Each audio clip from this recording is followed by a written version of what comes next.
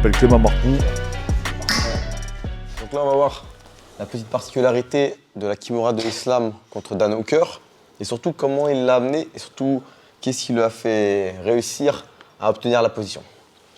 Donc, Dan Hooker a très bien défendu entre guillemets l'amener au sol dans le sens où il n'a pas atterri dans une demi-garde classique qui est une jambe entre les jambes, mais dans ce qu'on appelle une demi-papillon où il avait un crochet papillon et un crochet en demi-garde.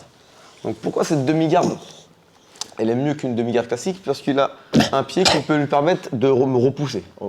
Voilà, exactement. Et de jouer sur ma base.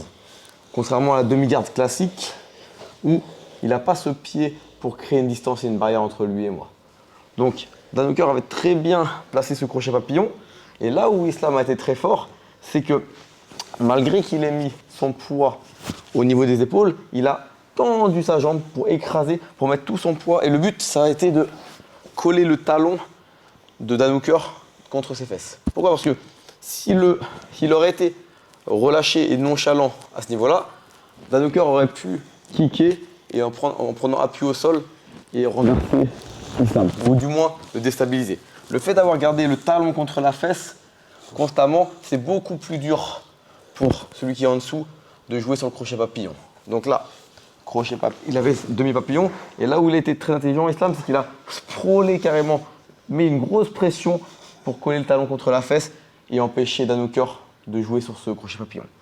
Ensuite, il a joué sur le bras pour distraire Dan Hooker, et Dan Hooker, à un moment donné, a relâché un petit peu la pression de son crochet papillon, et hop, il a saisi cette opportunité-là pour passer à la garde.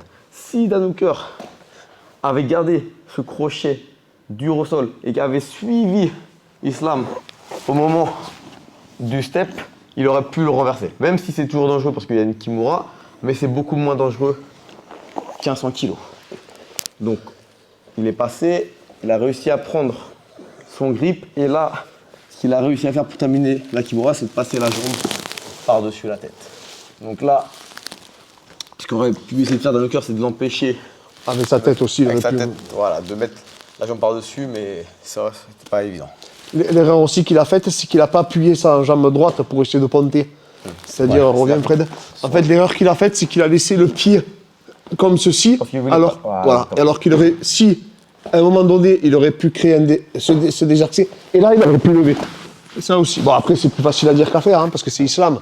Mais là où il a bien joué le coup, Islam, c'est qu'il a tendu la jambe immédiatement. Ouais, c'est que dès le départ, il a senti le crochet papillon, il a mis une pression justement pour coller ce talon à la fesse. Et il a pris son temps ensuite de travailler, de distraire en travaillant sur le bras pour après passer par-dessus la garde.